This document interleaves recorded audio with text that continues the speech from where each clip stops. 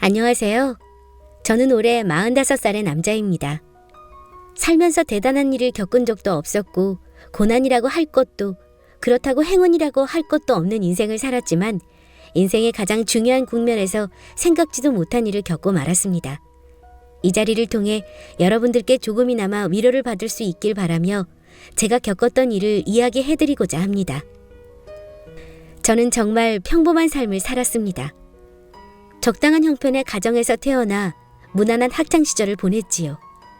공부를 잘하는 편은 아니라서 썩 좋은 대학교에 가지는 못했지만 취직만큼은 졸업하자마자 무난한 곳에 할 수 있었고 그 이후로도 평탄한 삶을 살았습니다. 부모님은 모두 건강하셨지만 제가 대학교 때 아버지가 지병으로 돌아가셨어요. 빚 없이 물려주신 재산이 조금 있어 저희 가족이 살아가는 데는 전혀 문제가 없었습니다. 집도 저희 집이었고요. 다만 고정적인 수입이 없어서 어머니가 일을 다니시게 되었고 저는 어머니가 주시는 용돈을 받으며 대학을 졸업할 수 있었습니다. 제가 외아들이기는 하지만 부모님이 딱히 제게 집착한다는 느낌은 없었어요.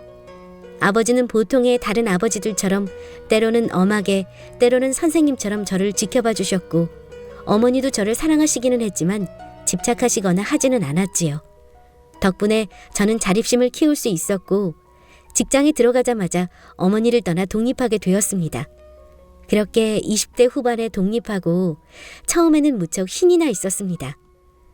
대학교 때까지도 어머니와 함께 살면서 이런저런 제약이 많았지만 독립하고 난 후에는 온전히 제 살림, 제 생활이었거든요. 늦게 집에 들어가면서도 눈치를 봐야 할 사람이 없었고 주말에 늘어져 있어도 뭐라고 하는 사람이 없었지요. 그때는 그래서 마냥 좋았던 것 같아요. 그런데 제가 집을 떠나고 혼자 남게 된 어머니가 문제였습니다. 사실 문제라고까지 할 건 없었고 그저 하나뿐인 아들이 걱정돼서 자주 연락하셨던 거였을 거예요. 하루가 멀다 하고 밥은 좀 잘 챙겨 먹는지, 회사 일은 어땠는지, 어떻게 지내는지 전화로 물으시더군요. 처음에는 좀 귀찮아하긴 했지만 아버지도 없이 홀로 남겨진 어머니가 걱정이 많으셔서 그러시겠거니 했어요. 대신 제가 챙기지 못하는 반찬 같은 건 어머니가 챙겨주셨기 때문에 아무런 불만도 없었습니다. 그렇게 저의 독신 생활이 어느 정도 자리를 잡아가기 시작하자 저도 모르게 슬슬 외로움이 찾아들기 시작하더군요. 혼자 살기 전에는 항상 집에 들어오면 사람이 있었는데 독립하고 난 후로는 썰렁한 집에 들어가기가 그렇게 싫더라고요. 그래서 일부러 회사에서 저녁까지 먹고 들어가는 일이 많아졌지요. 하지만 그런 식으로 두어 달 생활하자 금세 몸이 망가지더군요. 혼자 집에서 차려 먹는 저녁이 싫어서 회사 동료들과 자리를 만들면 꼭 술이 끼어들기 마련이었는데 원래도 술이 약했던 터라 고작 2달 만에 포기하고 만 것이지요. 하지만 여전히 빈집에 들어가는 건 내키지 않았어요. 그래서 대신 선택한 방법이 회사 근처 카페에서 간단한 디저트로 저녁을 때우며 책을 읽는 것이었지요. 제가 다니던 회사 근처는 다른 회사들도 많아서 카페가 참 많았어요. 점심시간, 퇴근 시간이 되면 카페들은 항상 사람들로 인산인해를 이루었지요. 썰렁한 집에 들어가기 싫어서 카페를 찾기는 했지만 복잡하고 시끄러운 곳에 가는 건 별로 내키지 않더라고요. 그러다 우연히 골목에 있는 카페를 발견했습니다. 주인이 직접 인테리어를 했는지 프랜차이즈 카페 같은 통일된 맛은 없었지만 아기자기한 소품이며 편안한 분위기가 마음에 들더군요. 구석진 곳에 있는 카페라서 그런지 사람도 많지 않았고요. 그래서 그 카페를 아지트 삼아 매일 저녁 디저트와 함께 책을 읽었습니다. 그리고 그곳에서 그녀를 만나게 되었습니다. 괜찮으시면 이것도 한번 드셔봐 주시겠어요? 네? 이게 뭔가요? 제가 새로 개발한 디저트인데 맛이 어떤가 해서요. 제 입맛에는 맞는데 손님들 입맛은 또 다를 수 있잖아요. 그거야 어려운 일은 아닌데. 그런데 이걸 왜 하필 저에게 주시나요? 제 평가가 도움이 될지. 손님 같은 단골에게 좋은 평가를 받아야죠. 어려워하지 마시고 드셔보신 뒤에 평가해 주세요. 카페 주인인 것 같은 여자가 디저트 시식을 권하는데 저는 솔직히 대답을 하면서도 정신이 하나도 없었습니다. 사람이 아니라 천사가 말을 건 줄 알았거든요. 제가 워낙 숫기도 없고 그래서 매일 오는 카페 주인이 누군지 볼 생각도 하지 않기는 했지만 여자도 워낙 자그마하고 존재감이 없어서 있는 줄도 몰랐습니다. 그런데 막상 가까이서 보니 정말 예쁘더군요. 뽀얀 얼굴에 오밀조밀 모인 이목구비, 그리고 나긋나긋한 목소리까지. 저는 그녀가 주는 디저트를 먹으면서도 눈을 뗄 수가 없었습니다. 솔직히 무슨 맛인지도 모르고 먹었죠. 어때요? 맛이 괜찮나요? 네? 네, 무조건 맛있습니다. 네? 무조건이라니요? 그게 하여튼 진짜로 맛있습니다. 진심입니다. 제가 생각해도 어처구니 없는 대답이었지요. 하지만 그녀는 당황해서 허둥대는 저를 보고 빙그레 웃어주더군요. 그 모습마저 어찌나 아름답던지. 그날 이후 저는 아예 카페로 출퇴근하다시피 하며 뻔질나게 드나들었습니다. 점심을 먹고 난 뒤에는 꼭 그녀의 카페에서 커피를 마셨고 퇴근 후에는 당연히 카페로 가서 책을 읽었지요. 사실 책을 읽는 것도 아니었어요. 커피와 디저트는 시켜놓고 제 눈은 계속해서 그녀만 쫓고 있었거든요.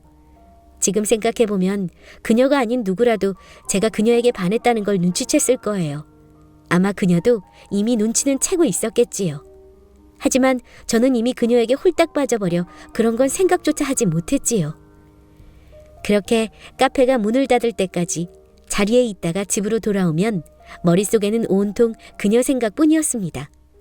카운터에서 주문을 받는 그녀, 가끔 제가 앉은 테이블에 와서 말을 걸어주는 그녀, 미소 짓는 그녀. 그런 생각에 빠져들다 보면 당장이라도 그녀를 찾아가 사랑한다고, 첫눈에 반했다고 고백하고 싶었지요. 하지만 정작 저는 그러지 못했어요. 지금 이렇게 먼 발치에서라도 바라보며 행복해할 수 있지만 그녀가 제 고백을 받아주지 않는다면 이런 행복조차 사라질 게 뻔했으니까요. 그래서 더 다가가지도 그렇다고 멀어지지도 못한 채 몇 달을 보냈습니다. 그런데 꿈에서조차 생각하지 못했던 행운이 제게 찾아왔습니다. 저기요. 네? 저요? 그럼 당연히 그쪽이죠. 그쪽 말고 다른 손님 없는 거 안 보여요? 네. 대체 언제까지 그럴 셈이시죠? 네? 제가 전 그냥 책을 읽는 건데요. 정말 이럴 거예요? 하루에도 2-3번씩 카페에 오고 책은 펴놓고 저만 쳐다보고 계시잖아요. 아니, 그게... 죄송합니다. 저는 그냥... 으이그... 남자가 왜 그렇게 답답해요? 그냥 속 시원하게 말하면 안 돼요? 네? 뭘요? 좋아요. 그럼 제가 그쪽 고민을 해결해 드릴게요. 제가 묻는 말에 대답만 하세요. 알겠죠? 네. 저 좋아해요? 장난스럽게 웃으며 묻는 그녀의 표정을 보고 있으니 가슴이 철렁 내려앉더군요. 세상에 이렇게 예쁜 사람이 있다니. 정말 꿈만 같더군요. 그와 동시에 이 기회를 놓치면 죽을 때까지 후회할 거라는 확신이 들었습니다. 네, 좋아합니다. 왜 소리를 지르고 그래요? 알겠어요. 네, 이게 끝인가요? 그럼 끝이지 뭐가 더 있겠어요? 이렇게 그냥 뒀다가는 고백도 못하고 끝날 것 같길래 물어본 것 뿐이에요. 예. 그럼 그렇지. 평생 무난한 삶을 살아왔던 제게 그런 행운이 찾아올 리가 없다는 것을 깨닫자 저도 모르게 어깨가 축 처지더군요. 그런데 그런 제 모습을 본 그녀가 또다시 장난스러운 웃음을 지으며 말했어요. 내일은 카페 쉬는 날인 거 알고 계시죠? 모처럼 휴일이라 가까운 곳에 바람이라도 쐬러 가고 싶은데 데려가 줄 사람이 없네요? 네? 설마요. 이렇게 아름다운 분이 혼자 쉴 리가... 으이구, 끝까지 눈치 없긴. 내일 아침 10시까지 카페로 오세요. 네? 네. 그렇게 저는 그녀와 만나게 되었습니다. 제가 첫눈에 반했다는 건 그녀도 처음부터 알고 있었더군요. 그녀도 제가 마음에 들었고요. 하지만 처음 보는 사람을 덜컥 믿을 수도 없어서 계속 지켜봤다더라고요. 전 그것도 모르고 혼자 마음 졸이며 매일같이 카페를 드나들었던 거죠. 지금 생각해도 저 자신이 참 바보 같지만 그때는 그런 것마저도 행복했지요. 그동안에는 멀리서 바라보기만 했었는데도 너무나 사랑스러운 그녀였는데 함께 있으니 더욱 사랑스럽더군요. 물론 처음에는 그녀의 외모 때문에 눈길이 갔던 건 사실이에요. 하지만 그녀는 알면 알수록 더 매력적인 사람이었어요. 몸집은 작았지만 강단 있는 성격이었죠. 게다가 연애에 서툴러 늘 허둥대기만 하는 저를 보고도 항상 웃으며 이해해 주었어요. 그녀가 원한다면 제 목숨도 줄 수 있을 것 같았습니다. 그러다 보니 어느 순간 점점 더 집에 가기 싫어지는 저를 발견하게 되었습니다. 그녀와 함께 있는 시간이 행복하면 행복할수록 그녀와 떨어져 있는 시간이 더 싫어졌죠.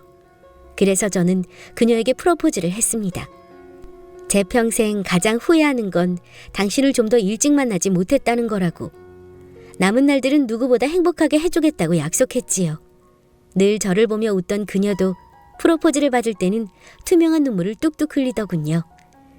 그렇게 우리는 결혼을 약속했어요. 하지만 저희의 시련은 그때부터 시작되었습니다.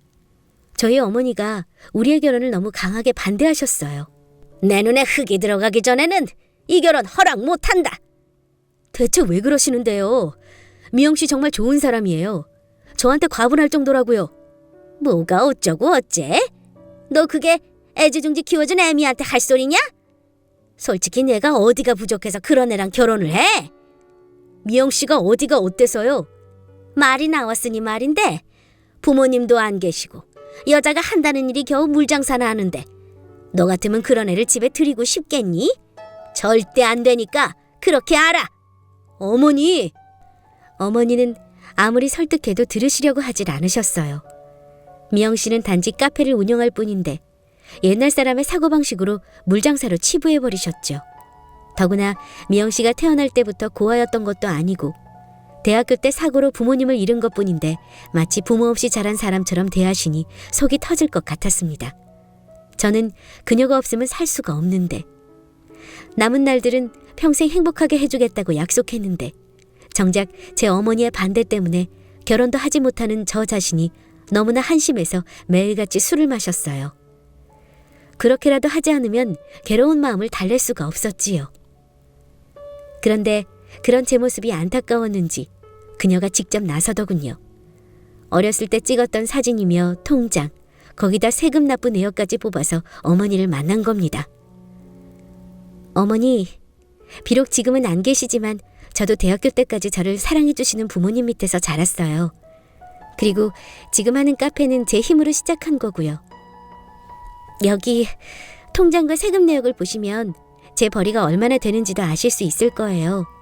저 그렇게 함부로 살아오지 않았어요. 제발 저희 결혼을 허락해 주세요. 완고하게 반대하시던 어머니도 그녀가 이렇게까지 하자 더는 반대하지 못하시는 것 같았어요. 속 시원하게 허락한다고 말씀해 주시지는 않았지만 그렇다고 전처럼 강하게 반대하시지는 않더군요. 그래서 이번엔 제가 용기를 내기로 했습니다. 어머니가 완전히 허락하시기 전까진 결혼하지 않겠다. 대신 저는 그녀와 하루도 떨어져 살 수 없으니 당장 동거라도 시작하겠다고 선언했어요. 그렇게 저와 그녀의 동거가 시작되었습니다. 비록 정식으로 결혼한 건 아니지만 함께 있는 것만으로도 너무 행복했어요. 매일 아침 그녀의 배웅을 받으며 출근하고 퇴근하면 카페에 들려 그녀와 함께 집으로 돌아오는 일상이 이어졌지요. 평범하게만 했던 제 삶에 다채로운 색이 입혀진 것 같은 느낌이었어요. 하지만 그런 행복조차도 저희 어머니는 못마땅하셨던 모양이더라고요. 처음에는 그녀의 당당함에 눌려 아무 말씀도 하지 않으시던 어머니가 점점 저와 그녀 사이를 간섭하기 시작하신 겁니다. 너 대체 언제까지 이러고 살 거니? 정말 정신 안 차릴 거야? 제가 뭘요? 사랑하는 사람과 함께 있고 싶은 게 이상한 건가요? 전 그냥 미영 씨와 함께 있고 싶은 것 뿐이라고요. 이 녀석아! 대체 언제까지 그런 소리 할 거야? 너는 이 애미가 불쌍하지도 않니? 아버지도 돌아가시고 이 애미에게 남은 건 너뿐이야. 제발 정신 좀 차려라. 어머니, 저 지금 정말 행복해요. 어머니가 보시기엔 정신 나간 사람처럼 보이시겠지만 미영 씨와 함께 있는 이 시간이 너무 소중하다고요. 그런 말씀 하실 거면 돌아가세요. 어머니는 걱정이라는 핑계로 끊임없이 저와 그녀 사이를 갈라놓으려고 하셨어요. 그래도 처음에는 부모님이 안 계시다는 둥, 카페 장사가 마음에 들지 않는다는 둥 이유라도 말씀하셨지만 저희가 동거를 시작하고 난 뒤로는 막무가내로 저희를 떼어놓으려 하시더군요. 그녀에게는 그런 저희 어머니 모습을 최대한 보이지 않으려고 했지만 시도 때도 없이 전화하거나 집에 찾아오시는 통에 결국 그녀도 어머니가 어떤 생각을 하고 계신지 알고 말았어요. 그러자 늘 당당하기만 했던 그녀도 점점 불안해하기 시작하더군요. 난 어머님이 아직까지 그렇게 생각하고 계신 줄 몰랐어. 난 그저 자기를 사랑하고 자기와 함께 있고 싶은 것 뿐인데 그게 너무 큰 욕심인 걸까? 그런 소리 하지 마. 당신은 내게 너무 과분한 사람이야. 만약 당신 부모님이 살아계셨다면 제발 따님을 제게달라고 무릎이라도 꿇어야 했을걸? 우리 어머님 말씀은 너무 마음에 담아두지 마. 아버지가 돌아가신 후에 나한테 좀 집착하시긴 했는데 이렇게 심한 줄은 몰랐어. 우리 어머니 일은 내가 알아서 해결할게. 그래도 어머님을 너무 몰아세우지는 마.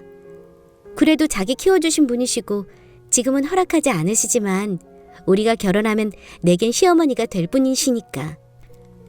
그녀는 정말 끝까지 착하고 사려 깊은 사람이더군요. 저도 그런 그녀를 보며 더욱 힘을 낼 수 있었습니다. 하지만 어머니의 집착은 도무지 끝날 기미가 보이지 않더군요. 그래도 전에는 그녀를 상대해 주셨는데 언젠가부터는 아예 없는 사람처럼 취급하기 시작하시더군요. 저를 혼내시는 건 이해할 수 있었지만 그녀를 무시하는 건 도저히 참을 수가 없더군요. 그래서 저는 그녀와 함께 어머니를 찾아가 단판을 짓기로 했습니다. 이젠 제발 허락해 주세요. 저희가 동거하게 된 지도 벌써 1년이 넘었어요. 아직도 그렇게 못마땅하세요? 그게 무슨 소리냐? 뭐? 동거?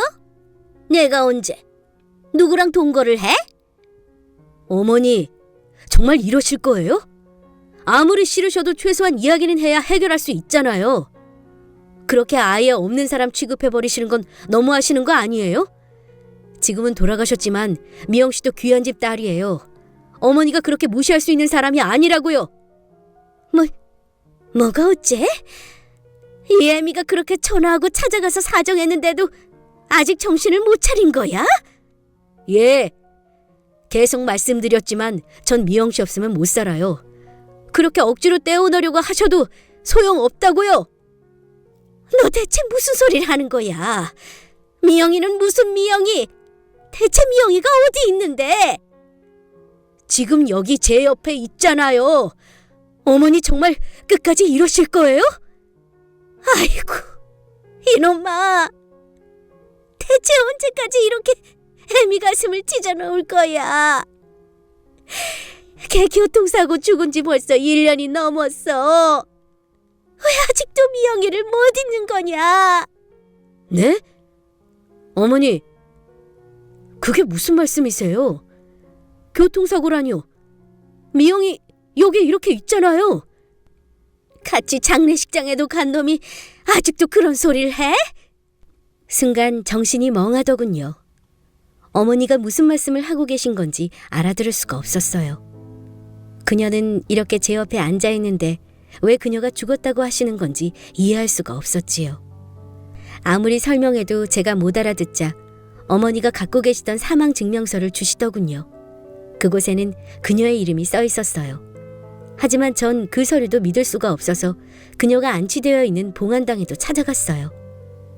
그런데 정말 화장까지 마친 그녀의 납골함이 안치되어 있더군요. 해맑게 웃는 그녀의 모습이 담긴 사진을 보자 저도 모르게 눈물이 흐르더군요.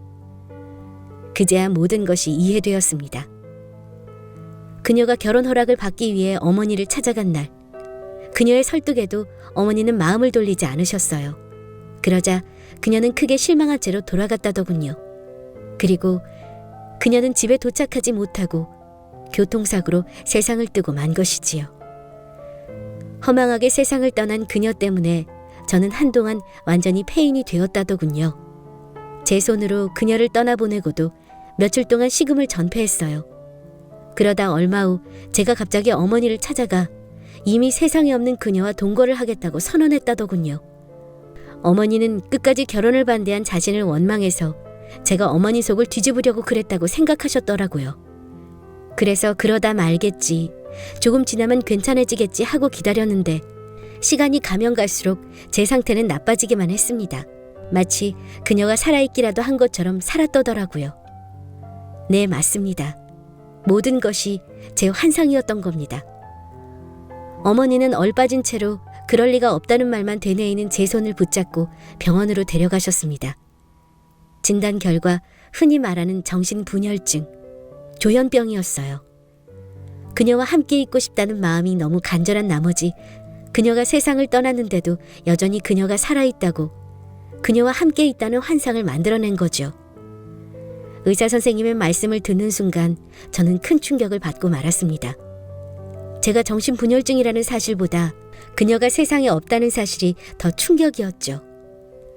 의사 선생님은 제게 약물 치료와 함께 입원을 권유했습니다. 옆에서 듣고 계시던 어머니는 하염없이 눈물을 흘리시다 혼절하고 마셨죠. 그렇게 저는 조현병 진단을 받고 정신병원에 입원하게 되었습니다. 조현병 치료에는 기약이 없는 만큼 다니던 회사는 그만둘 수밖에 없었죠. 하지만 저는 차분하게 병원에서 치료를 받았습니다. 병원에 있는 동안 어머니는 자주 면회를 오셨어요. 이것저것 먹을 것 싸서 갖다 주시고는 그걸 먹는 제 모습을 보면서 하염없이 눈물만 흘리셨지요. 다 자신의 잘못이라고, 제 마음도 모르고 결혼을 반대해서 이런 일이 벌어진 거라고 하셨어요. 하지만 저는 그런 어머니를 보면서도 아무 생각도 나지 않더군요. 그저 멍하니 창밖만 바라보았어요. 그러면 그곳에 그녀의 얼굴이 떠올랐거든요. 조현병 치료는 생각보다 오래 걸렸어요. 한두 달 약물 치료를 받으면 괜찮아지는 것 같다가도 병원을 나오면 얼마 못 가 다시 환각이 보였고 다시 병원에 입원하는 일이 3년이나 이어졌죠. 그동안 어머니는 눈물로 저를 간호하시다 결국 돌아가시고 말았어요. 돌아가시면서도 모든 것이 다 당신의 잘못이라고, 괜한 욕심으로 아들의 인생을 망쳤다고 자책하셨지요. 그러면서 정신이 온전치 못한 저를 혼자 남겨두고 걸음이 떨어지지 않는다며 눈물을 흘리셨어요. 어머니의 마지막 말씀에 정신이 번쩍 들더군요. 이제는 정말 세상에 저 혼자뿐인데 먼저 간 그녀도 어머니도 제가 이렇게 사는 건 바라지 않을 거라는 생각이 들었어요. 덕분에 저는 마음을 굳게 먹을 수 있었고 조현병도 완벽하게 치료할 수 있었지요. 저는 지금 어머니가 돌아가시면서 남겨주신 약간의 재산으로 작은 카페를 하고 있습니다. 처음 그녀와 만났던 그 카페처럼 아기자기하지만 편안한 모습의 카페지요. 그렇다고 그녀의 환각을 보거나 하지는 않습니다. 그저 그녀와의 추억을 되새기며 살아갈 힘을 얻기 위해 카페를 시작했어요. 그 덕분에 이제는 그때의 일을 많은 분들께 들려드릴 수도 있게 되었죠. 제 사연을 들어주신 분들께서 위로와 응원 보내주신다면 정말 큰 힘이 될 것 같습니다. 긴 사연 들어주셔서 정말 감사합니다.